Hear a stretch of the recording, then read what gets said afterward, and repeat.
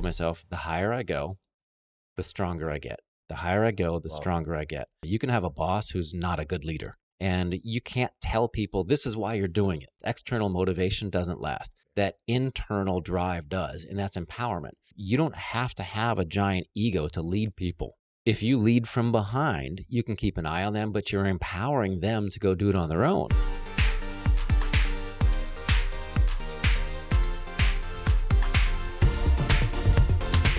Welcome to the Beyond Leadership podcast, where we host exceptional individuals and we discover new dimensions of leadership and their talents and recipes for success. I'm extremely excited for today's podcast because we have an amazing person. Welcome, Sean. I appreciate it. I was excited to do this in Slovenian, but English is great. Let's stick to English probably, because also with a lot of achievements, it's much easier for me also to explain to our community and all the followers. So let me share a brief story about you to our followers, and then we'll deep dive in all the amazing things that you've achieved. So you have many hats, many titles. You're a speaker, author, performance coach, adventurer, world record holder, and 2-time cancer survivor, which is, this really ties into all the achievements and basically your path that you took. And let's start from the beginning. One of the first goals when you were younger was to crawl 8 feet from the hospital bed to the bathroom, right? Probably for most of the people, that's something that we can't imagine, and we're definitely going to touch back on that. And then at age 16, you overcame a second fatal cancer with a prognosis of 2 weeks to live. And then with all the motivation and the spirit that you have, you overcame that.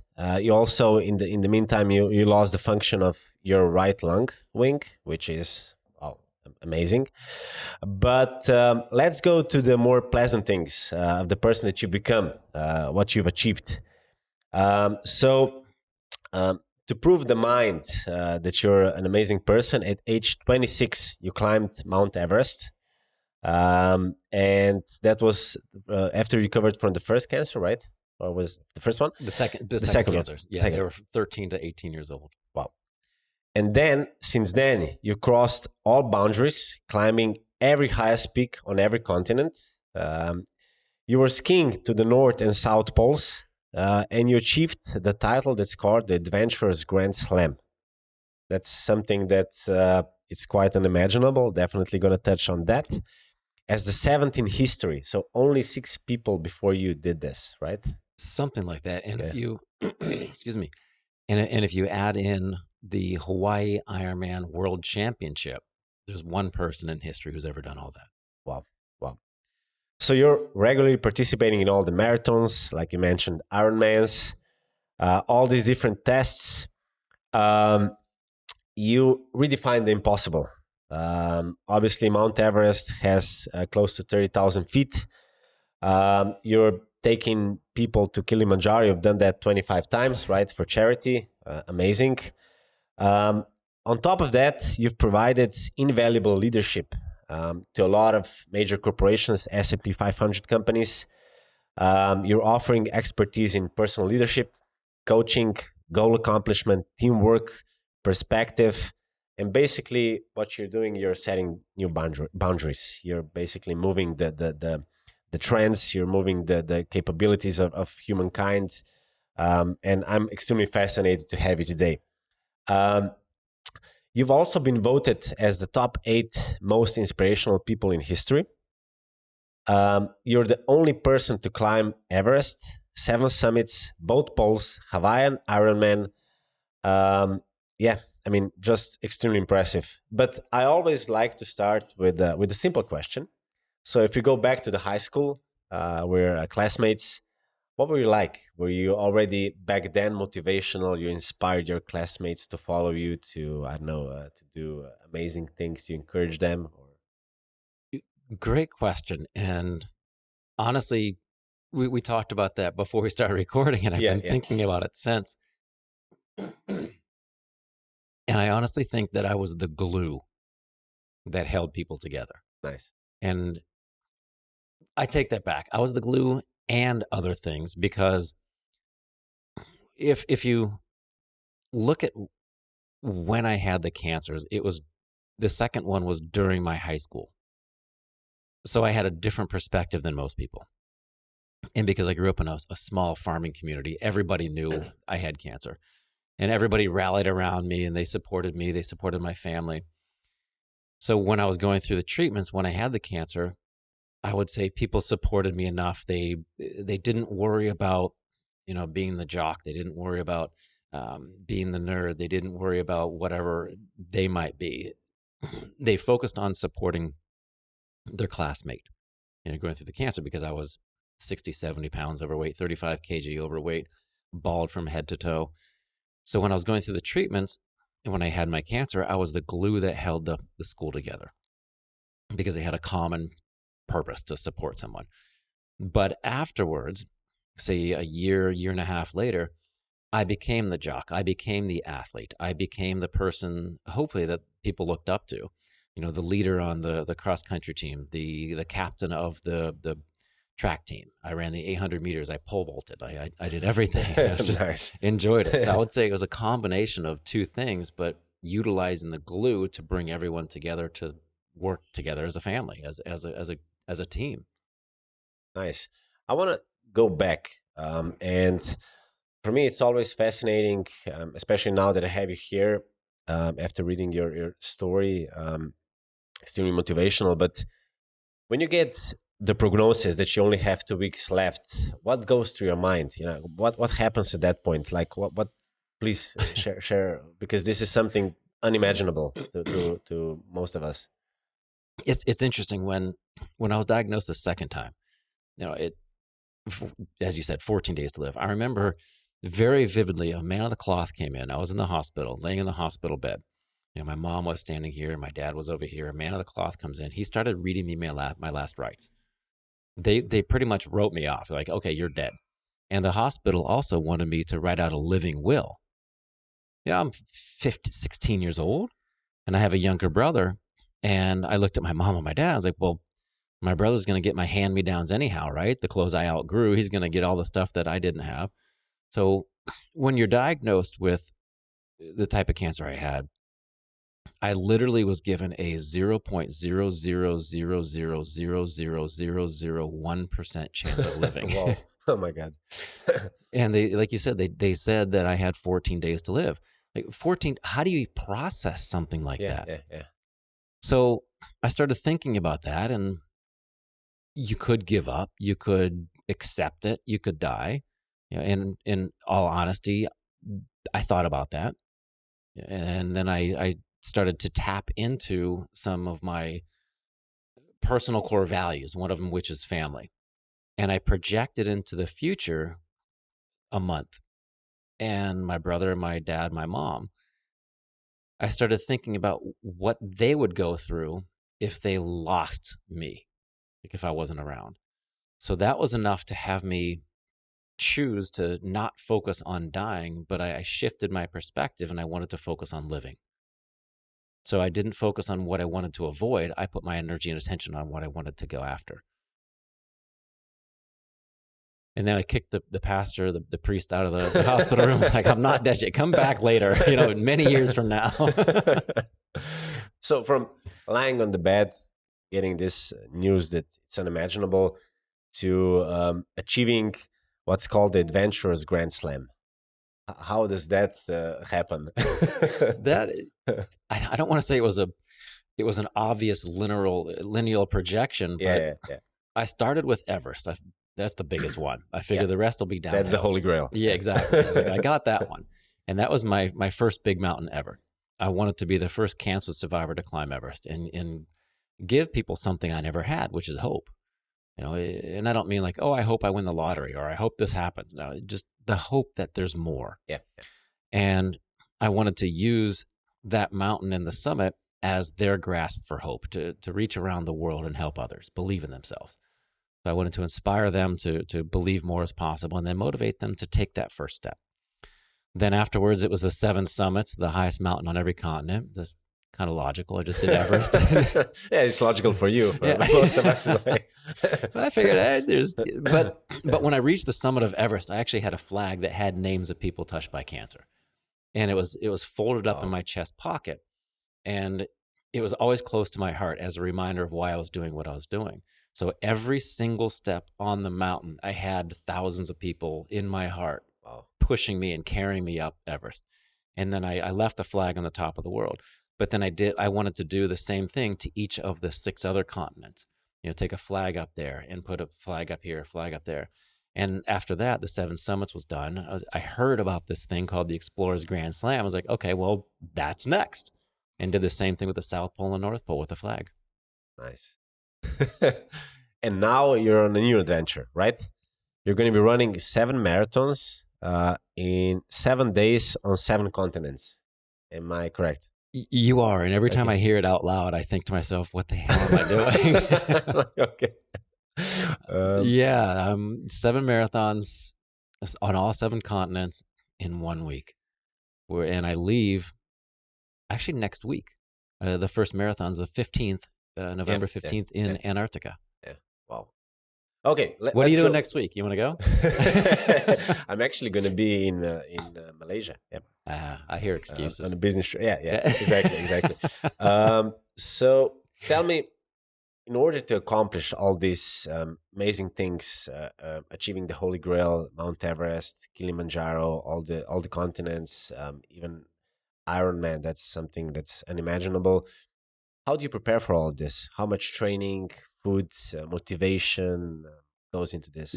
Great question. And I honestly think the number one thing people neglect to train, you train your body. Like I said, I've been running forever. I feel like, have you ever seen the movie Forrest Gump? Yeah, absolutely. Yeah, I feel like Forrest Gump running nonstop. And that's great for the body because you have to train your body physiologically to handle the pressure of doing what I'm doing. Yeah. But the one muscle people often neglect is this one, which I think is the most important muscle in the whole body. Oh, yeah. And you have to, for me, I'm a big believer in the mind-body connection, and I vividly visualize crossing the finish line in Miami, for example. And I picture my mom there, my dad there.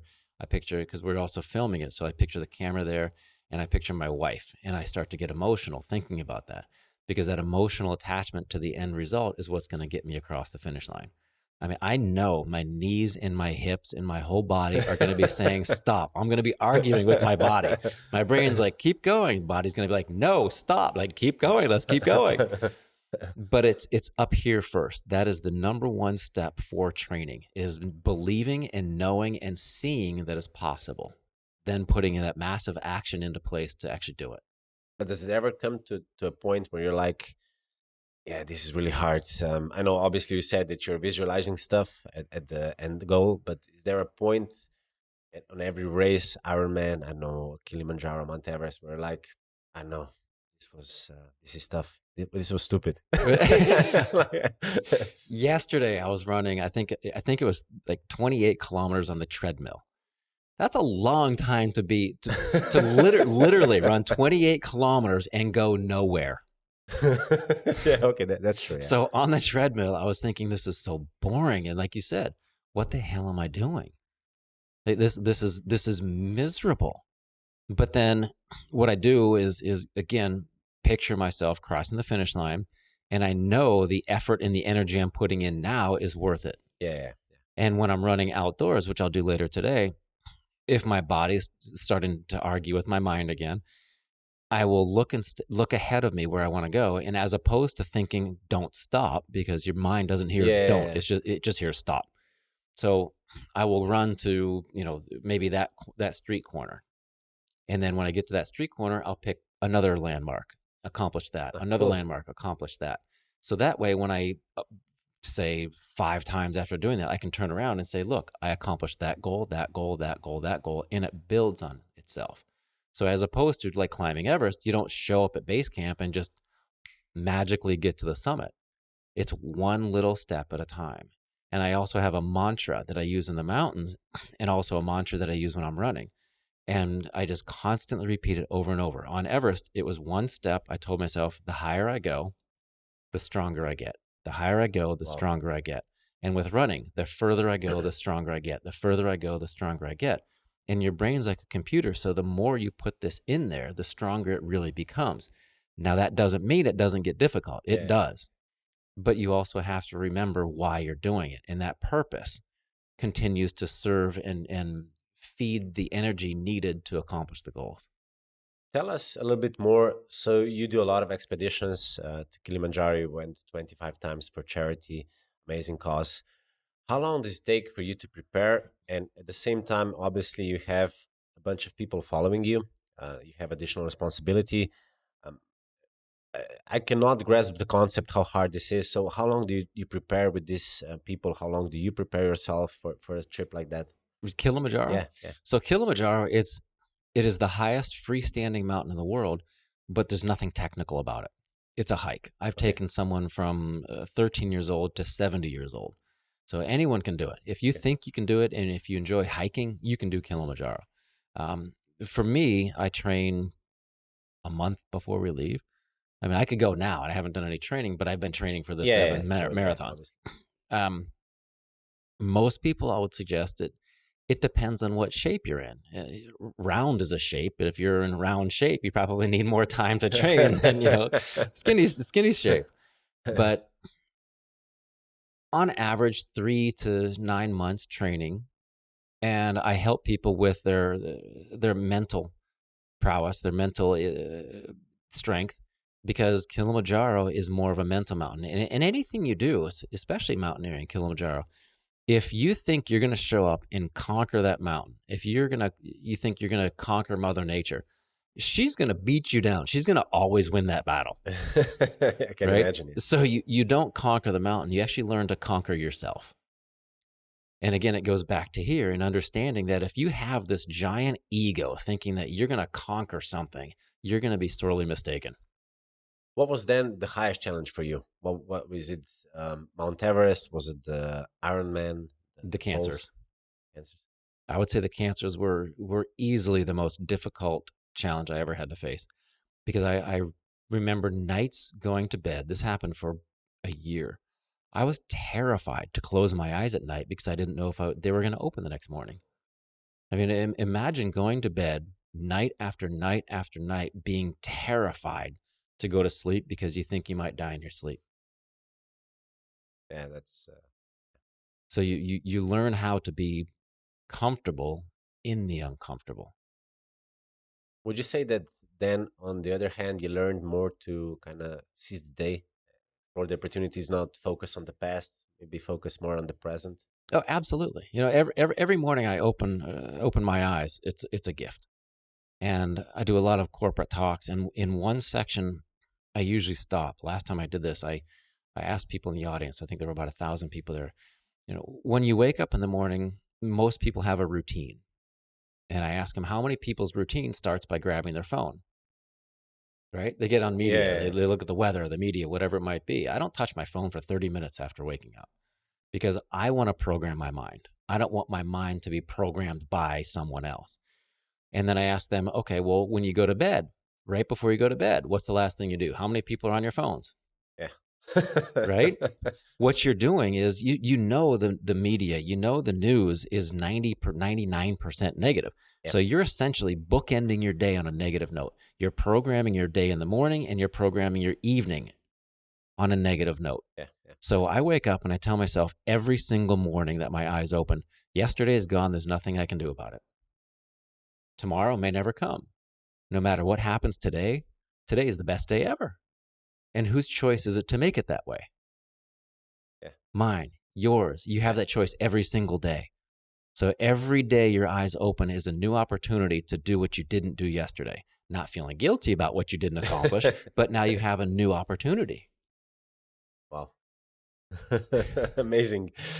Tell me, you do a lot of, like you said, motivational speaking, but you also do a lot of coaching and kind of leadership focused workshops. You focus on accomplishment, teamwork, perspective, personal leadership. How would you say when you come to a company, like how do you start by helping? Because a lot of organizations, they get stuck in all these different old ways of working, loopholes. So when you come to the organization, what's the first thing you do? Well, usually when they're stuck in a circle, why is that? I think it's because that's just the way they've done things for the past 30, 40, 50, 100 years, right? If you're doing the same thing, expecting a different result, Einstein defined that as insanity. Yeah. So people need to understand that if you want something different, you have to step out of your comfort zone. And some people require a little, encouragement. Some people require a swift kick in the butt to get motivated. So I get a feel for what the people are like. But the first thing I do is I help people understand why they're doing what they're doing. And it works in your personal life, it works in business, works everywhere. If you have a goal, say you want to buy a new phone. Okay, what does that new phone represent to you? Or a car. Car's probably better. So you want to buy a Ferrari. You want that Ferrari. Why? Oh, because it shows success. Okay, because you have more money? Yeah. Okay, well, why do you want more money? Well, because it shows that I'm successful. But why does that matter? Boil that down, peel back the layers, and you find out it's usually about providing for your family or providing something or personal growth. So everything comes back to personal core values and understanding how you can use those to motivate yourself. So it has nothing to do with being a boss, for example. You can have a boss who's not a good leader. So you have to be a good leader, and you can't tell people this is why you're doing it. You can't inspire them because inspiration doesn't last. External motivation doesn't last. That's true. That internal drive does, and that's empowerment. And that only comes from helping others see why they're doing it. And it goes back to those personal core values. So if I can figure out what your personal core value is, we can then use that new information to be this empowering driver to move you forward to accomplish anything. Oh, nice. Yeah, I completely agree. I think that a lot of times you'll focus on external, but like you said, the focus needs to be on internal. I wanted to ask you, you have a lot of different hats, roles. Obviously, you're a speaker, performance coach, adventurer, world record holder, cancer survivor. And nice guy. A nice guy, absolutely. Extremely nice guy, fascinating guy. You work with a lot of companies, so obviously your days are booked probably in advance. And one of the questions I always am curious when I have exceptional people like yourself is, how do you organize? Do you plan weeks ahead? On Sunday, do you plan for Monday, or do you plan every day in advance? Are you an early person? Google Calendar. Google Calendar. That's my favorite app. I when something comes up, okay, doot, doot, doot, doot, it's done. But I also have on my calendar at 5 when I'm at home, 5:30 every evening, I do my daily recap. Okay. But that also helps me. Some people say, well, how does your day begin? My day begins the night before. So I plan things out. For example, again, going back to this marathons, I will lay out my clothes. I'll get everything ready because I don't want to wake my wife up when I wake up at 5:30 in the morning. There's no need for her to get up, run 30 kilometers with me. So I'll get everything laid out the night before. And then I also have a to-do list. But then what I'll do is when I get back to the office, I'll put the thing that I don't want to do the most at the top and get that done, get that out of the way. So eat the frog. Exactly. Eat the frog. And then the other things they're more fun. So I can't move on to those until I eat the frog. Nice. I'm also curious on your path with accomplishing and obviously pushing the boundaries. You're starting a new challenge, which is fascinating. What was that aha moment in your life when you said, I love this role. I think my purpose is this. I want to motivate people, encourage. I have a lot of knowledge. I want to share my wisdom. When was that? Like, was there a specific challenge that you accomplished and that kind of became your mission? Or, I've been doing this for a while now, and like everyone, I question what I'm doing, and I'll have bad days, and I'll sit there and think to myself, why am I doing this? It's so difficult. And a lot of times after the conferences or the keynote presentations, there's usually a queue of people to come and share their stories. And I love hearing other people's stories. And it gets emotionally difficult sometimes because it always goes back to cancer. Everybody knows someone who's been touched by the disease. It's a global epidemic. And there was one time a few years ago, I was questioning, should I keep doing this? I don't know. And I'm a big believer in signs. I mean, just give me a sign, dude. Come on. And there was a lady who was in the queue. She was up next, and I was talking to someone here. I don't even remember who it was because I was so focused on the lady who was coming up next. And she came up to me. Her mascara was running. Her eyes were bloodshot. I could tell that she'd been crying.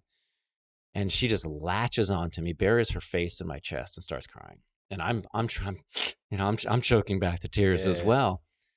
And she told me that when she composed herself, she told me that in the past 6 months, she lost her husband to cancer, lost her son to cancer, and she was diagnosed for the third or fourth time with cancer, breast cancer. And she told me that in her room, she had alcohol and sleeping pills and a suicide note. I was like, you got to be kidding me.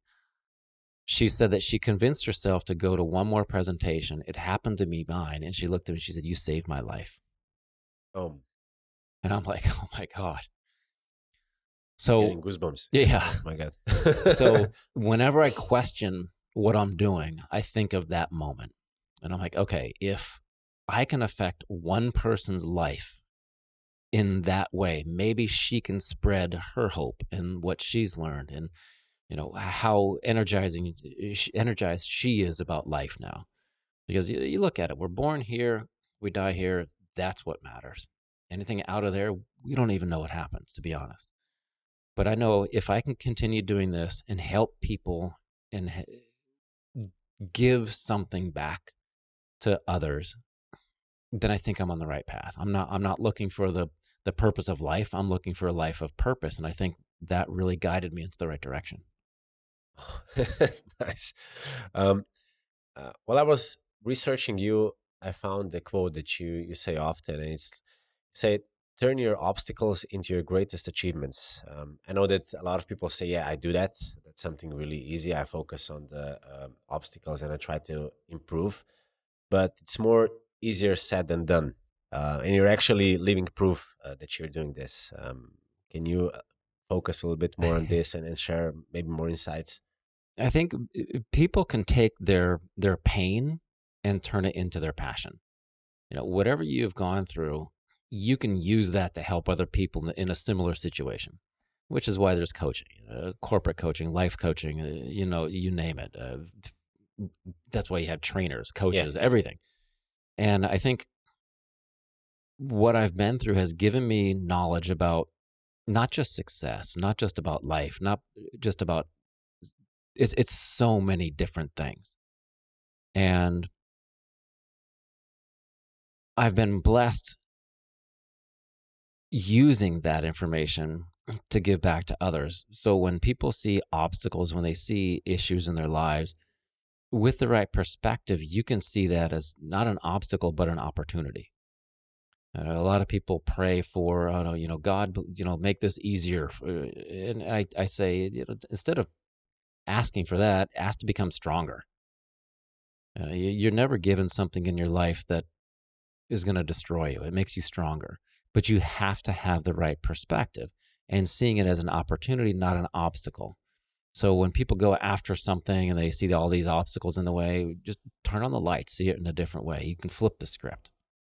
But you have to pay attention to your internal dialogue, what you're saying to yourself. You have to pay attention to what you're saying to yourself because you talk to yourself more than anyone else throughout the day. I wanted to ask you, you're also a performance coach, motivational speaker, and you work with a lot of companies, obviously a lot of leaders, CEOs, and so on. Do you find that with the new generations coming that we lost motivation, or what's the biggest challenge that you see or commonality with all these amazing individuals that you also work with as a performance coach? I wouldn't say that the newer generation is lazy, but they just need to be motivated a different way. Yeah. As opposed to being motivated by raises and money and salary, maybe people want to be motivated by time off, vacations, experiences. And once you understand how each person is motivated, again, going back to their personal core values, you can do anything. And I think it all boils back down to personal core values. I mean, I've worked with people who, corporations, for example, they couldn't get their employees to do what they wanted to do. Well, what do the employees want to do? You probably want the same thing, but you have to find out. You have to ask. You need to remove the ego. It's not about you. It's about what they want, because you're a team. And if they're successful, you're successful. So go in there and ask them, well, what do you want? Well, do you want more money? Do you want a raise? No. Well, what do you want? I just want extra time off with my family. Great. You just saved the company $1 billion, and more people are taking time off work. And because they're taking time off work to spend time with their family, they're more productive at work. Easy solution. Yeah. Have you, obviously, you're also a mentor. You inspire a lot of people. A lot of people look up to you. Did you also have a person in your life, a mentor that kind of guided you, helped you, or maybe multiple mentors or people that kind of encouraged you? Look. Great question. It's interesting, when you started asking that question, the very first person who popped in my mind was my grandpa. He passed away years ago, but I remember when I was younger, I would just pay attention to everything he said. He was the happiest, friendliest, most loving person I've ever met in my life, aside from my wife, of course. And I would say that he was probably, because he didn't have any hidden agenda. That's what it was. He didn't have a hidden agenda for what he wanted for me. He just encouraged me to go after what I wanted. Nice. So do you think that this motivation came also a little bit from him? Absolutely. He was also very hard on my dad, but he was very easy on me, because I think there's that generation gap where it's like you give your grandkids, apparently you give your grandkids candy and send them back with the parents. He kind of did that with me. I also wanted to focus, since we're also talking about business, obviously you're also a businessman. How important with all these achievements is actually teamwork? Like when you have a team behind you, obviously one of the most important people is your family, your wife, and other people. What kind of people are you looking when you surround yourself with the team? What's important for you? Well, I'll first say that I have never made it to the summit of any significant peak by myself. There's always been, with the cancers, I had the nurses, the doctors, the hospital system, the staff, my mom, my dad, my brother, the cancer charities, going up Everest, the Sherpas, the cook, there's always someone who's there. And even if hypothetically I get to the top of Everest by myself, self high five. Congratulations, right? Who are you going to celebrate with? Yeah, exactly. You have to surround yourself with people that you enjoy spending time with. So I surround myself with, in my mind, people who are smarter than I am, who know how to do certain things that I don't know how to do. And there's nothing wrong with that. If I want to be successful, I'm going to reach out to, I have a person named Braxton. He's helping me out with something here, someone who's doing filming. We have a videographer coming on the trip, the marathon trip. I can't do all of that myself. I tried and I hit the glass ceiling. So now I'm reaching out to other individuals who have the experience where I don't, and there's nothing wrong with that, because again, we're working together as a team and we all have the same goals. Tell me, how do you deal with, obviously, probably some days, like you said, are quite tough. So how do you deal with stress? What's your solution? What's your whiskey? Fix? No, I'm kidding. Cigarettes. Yeah, 3 packs a day, 2 cancers, 1 lung, right? It's interesting how do I deal with stress? Every morning, my wife and I do yoga. We do a 30-minute yoga thing, and it helps with stretching. It helps with me being more flexible, but it also helps more with this, because there's no technology. We have it on the television, and we're listening and watching and doing this, but it literally forces us to focus on what's happening right here, right now. I'm not thinking about, hey, what am I going to have for breakfast? I'm not thinking about what I have to do that day. What didn't I do yesterday? I'm in the moment and completely present. And I think to get in that mindset, it's just focused breathing, concentration, and being present. So when I'm having a bad day, I don't smoke. I love beer, but that's just those other substances is like picking up the carpet and brushing everything under the carpet. Eventually, you're going to have a mound of dirt under there, and you have to deal with it eventually. Yeah. So why wait until you have a panic attack? Slowly deal with it every day. And every day, I also have a timeout. So if I get nervous about something, like for example, if I was getting really nervous right now, I'd just be like, hold on 1 second.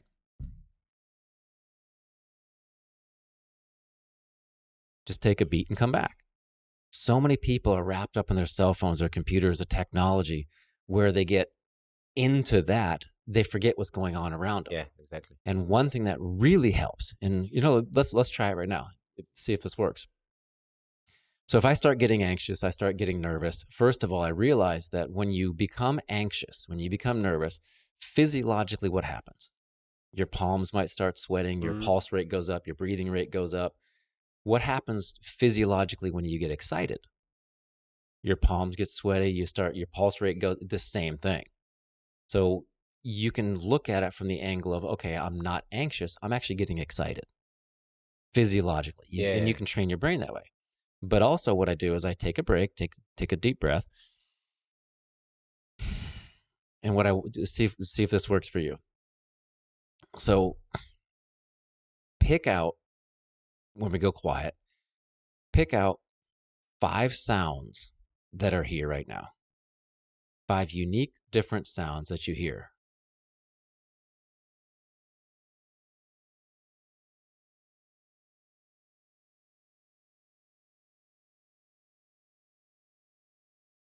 So you can probably hear the air conditioner, some people outside, a headphone going crack. That brings you in the present moment. That's practicing mindfulness. Right? And then you can do the same thing if you wanted to involve more senses. You really can't smell anything here, but if you open the door, you probably smell some things. Pick out five different things that you can see that are unique. That brings you in the present moment. Yeah. It's just practicing mindfulness. Wow, never really thought about it. Yeah, cool. Do you ever still get nervous, or when you've obviously spoken to in front of, I don't know, several thousands, tens of thousands of people, do you still get nervous? I do, and I put that on myself. Obviously, it doesn't come from the situation; it's how I react to it. And I do get nervous, not because it's something new that I haven't done before, but because I want to give something that is of value. And I focus on, this is going to sound bad, but I don't want to fail them. I want to be good for, say, IBM brings me in or Porsche brings me in. I want to make sure I do a good job. So that pressure I put on myself. So I do get nervous, but the instant I step on stage, I'm like, I got this. Yeah. You're enjoying. Yeah. I'm usually the same. I wanted to ask you, obviously, you're an amazing athlete while accomplishing all this. At the same time, you're a businessman. Where would you see the parallels or the synergies between the two? Kind of pick your brain, because obviously you do marathons on the other side. You're a businessman, have endurance, you don't scare easily. The parallels between being an athlete and a business person, I would say, is the mindset it takes to be successful. It's the devotion and dedication, commitment. That's it. Just like accomplishing the marathon challenge, the global marathon challenge. It takes dedication and commitment and a plan to accomplish something great. Same thing in the business world. Yeah.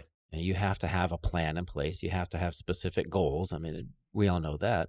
But again, it goes back to the personal core values, but also knowing that,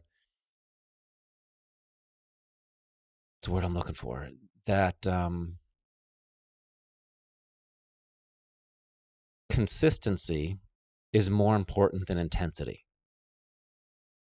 So if you do something every day, afterwards, you get it. Mm-hmm. When I was younger, I heard a lot, and I'm still young. I heard a lot of, you need to be patient, just be consistent. Patience is a virtue. Everything will come to you. Just You're like, but I want it now. Yeah, I want it today, in 5 minutes. I wanted to ask you. I host a lot of great individuals, amazing people, and you're definitely on the top. And I was really excited to be able to host you. What would you say are your unique skills and values as a leader? Obviously, you were voted top 8 most inspirational people in history. That's a title you don't get often. It was voted, and I think my mom was on the committee for voting. Yeah, exactly. So, what would you say are your most the best skills and values as a leader? Yeah. Knowing how to bring out the best in others, because it's not about me. For example, Kilimanjaro, we talked about earlier, the average success rate on the mountain is 48%. Oh, wow. My groups are at 99% success. And I think it's because most of the groups are following a leader. I lead from behind. So when we're on the mountain, I encourage people, go explore, but I can keep an eye on them to make sure they don't fall off the mountain and die. So I'm like, okay, hey, don't fall off. And the same thing in business too. You don't have to have a giant ego to lead people. If you lead from behind, you can keep an eye on them, but you're empowering them to go do it on their own.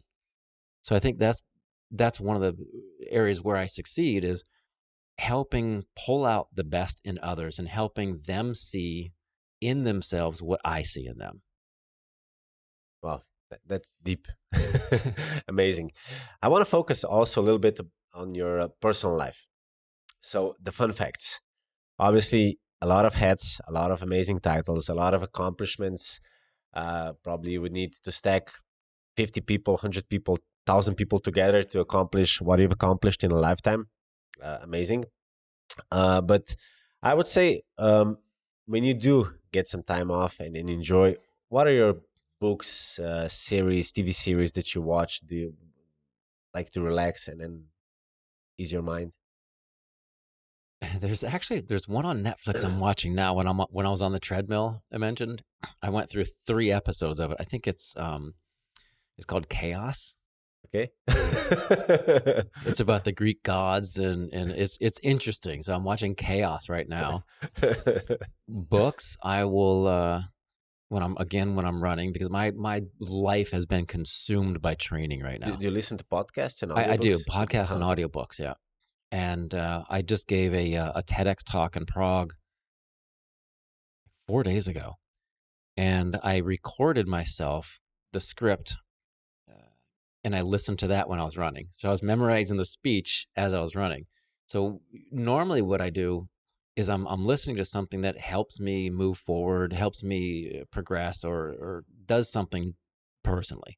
But I also enjoy, my wife's from Puerto Rico. I enjoy going to visit her family and literally hanging out on the beach and doing nothing. And it's interesting because when we started dating and we ended up getting married, and I went to go visit her in Puerto Rico from Colorado, it's 2 connections, flights, and 12, 13 hours later. And I would always have a plan for something. Like, hey, let's go do this, let's go do that, let's go do that. And I saw her, I was like, what's our plan today? She said, we're on the no plan. I'm like, all right, let's do the no plan, because down, it's island time, right? Yeah. More relaxed, more laid back. So we're kind of like this yin and yang. So I want to get things done. I have accomplishments I want to do. And she's like, okay, just take a breath, relax, we'll get to it. Are you able to do that? What's your take on work-life balance? Do you think it's you need to separate, or can you actually separate things? I would say it's different for me, because my job is my life and my life is my job. Because of everything I've done, it kind of melds together. And for the longest time, I was thinking, okay, with podcasts, with interviews, with the presentations, I always have to be on my A game. But then I realized, but the A game is who I am. So just enjoy being me. Like, there's no pressure. When people are going to be listening to this podcast, you're like, everything sounds really easy when Sean says it. Because we mess it up in our heads. Life is easy. Work is easy. It doesn't have to be complicated.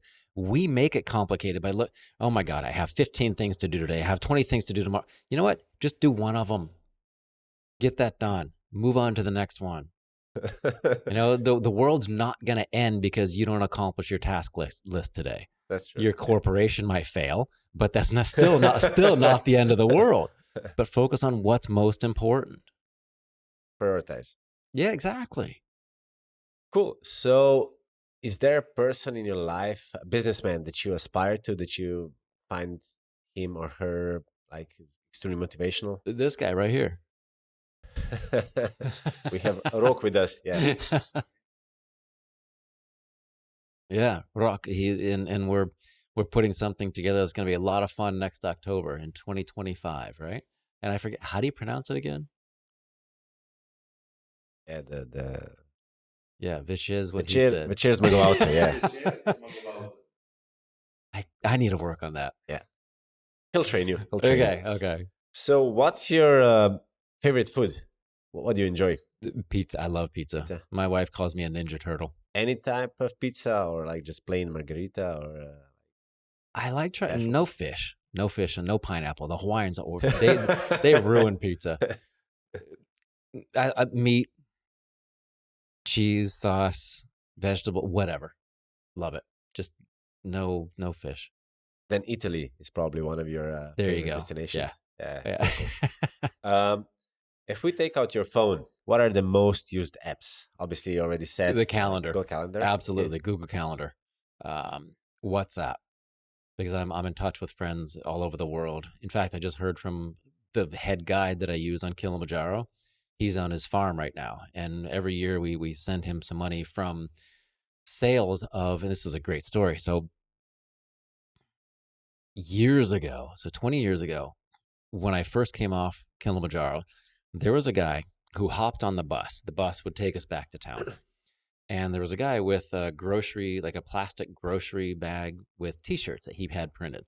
He would get on the bus and sell those to tourists. And then he would ride down for maybe 1 or 2 kilometers, hop off, and then hike back up, and then do that day in, day out for years. And then all of a sudden, one year I was there climbing with a group, and he wasn't there. So I asked Teo. Teo's the head guide. He's the one who he adopted me into the Chugga tribe. And I was like, Teo, where's Richard? Like, oh, well, he bought a shop. So he became successful enough. He bought a shop. And now he employs 15, 20 artists, painters and carvers and sculptors and stuff. So what we did was one year he sent me a bunch of paintings and we sold them online. These are beautiful pieces of work, his artwork. And I went back with about $7,000 or $8,000 cash, which supported 7 families for the entire year. Oh. So that's just, I need to call him and you should talk to him. But anyhow, he sent me WhatsApp, which reminded me of the guys. So WhatsApp is probably one of the most used because my friend Teo's at his farm. He's a coconut farmer now during the off season when he's not climbing Kilimanjaro. So Google, Calendar, and WhatsApp, hands down. Nice. Okay, let's go to the final, most important question. I need to make you nervous. I have a lot of listeners, young ones, but also CEOs. What would be the main key takeaway you would give to, or 3 key takeaways, or how many you want, to our audience?